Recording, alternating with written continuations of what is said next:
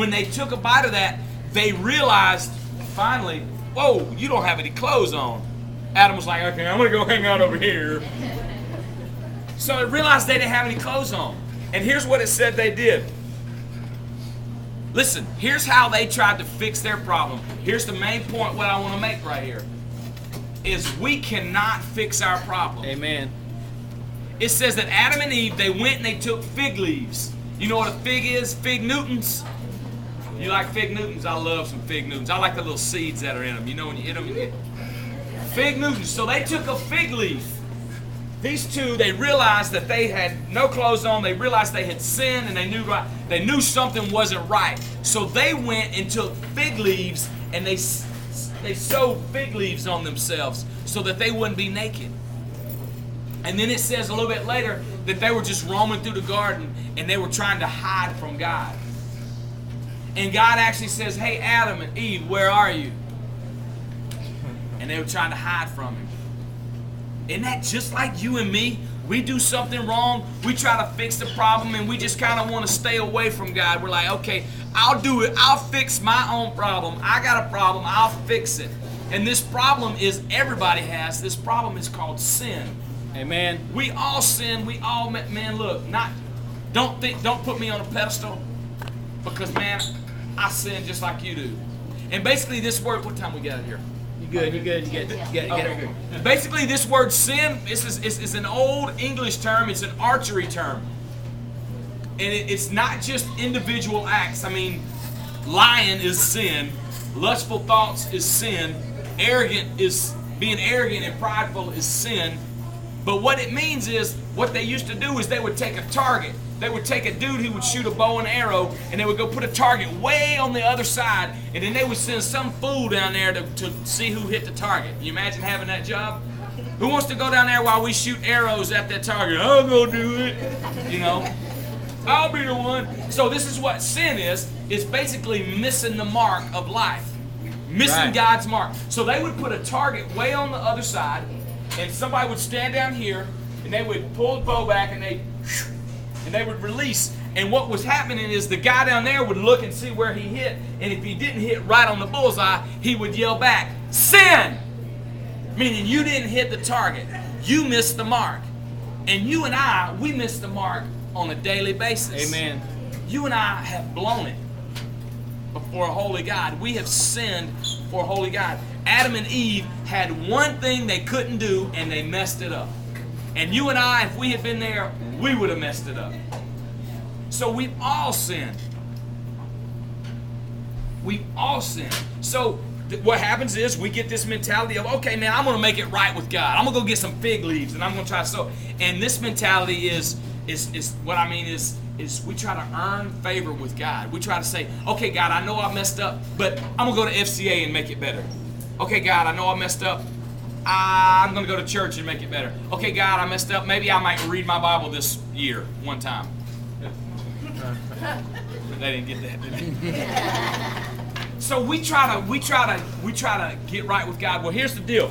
If you read later on in that chapter, Genesis chapter 3, verse 21, this is what happens. This is so amazing. God realized that they were walking around in the garden, and they had tried to put fig leaves on themselves. And God realized that, hey, wait a minute, you can't cover up your mistakes.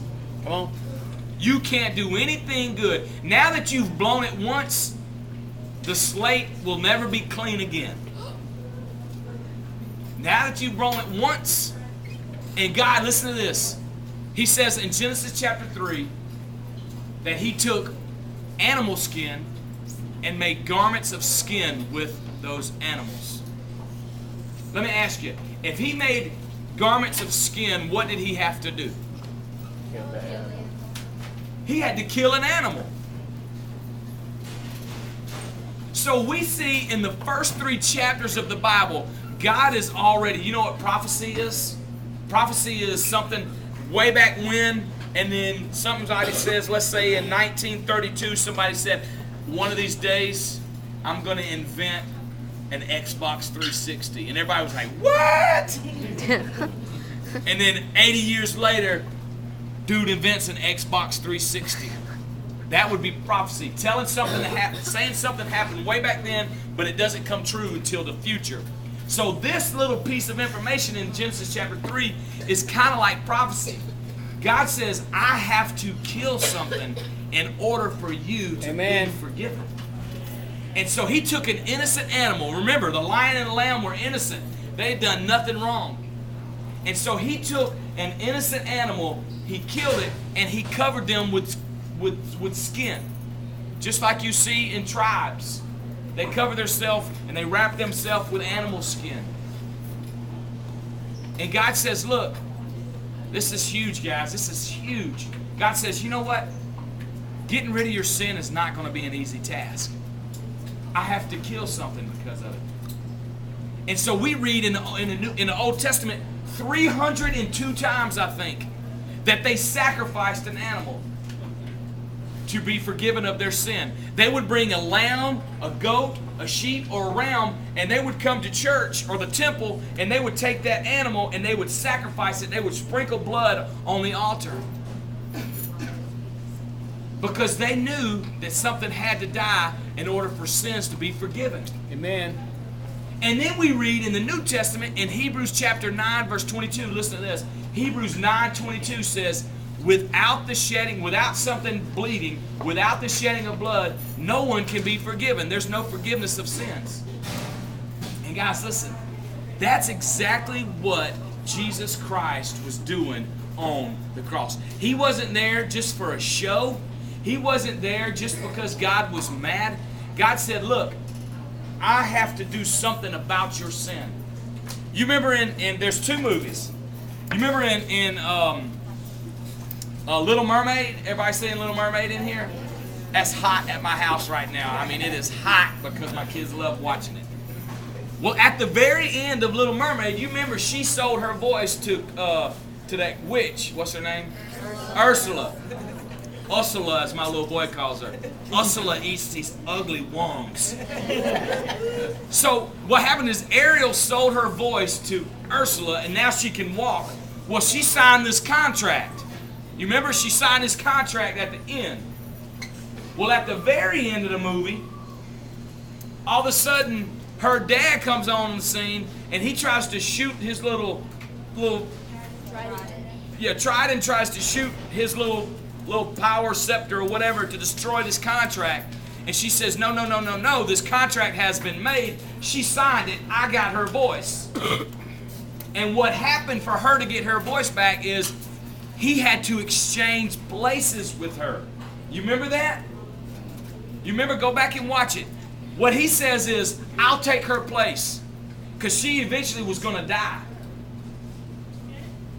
You remember all those little people in the seaweed that they would do like this? Remember, they were like in little jars and they were held captive.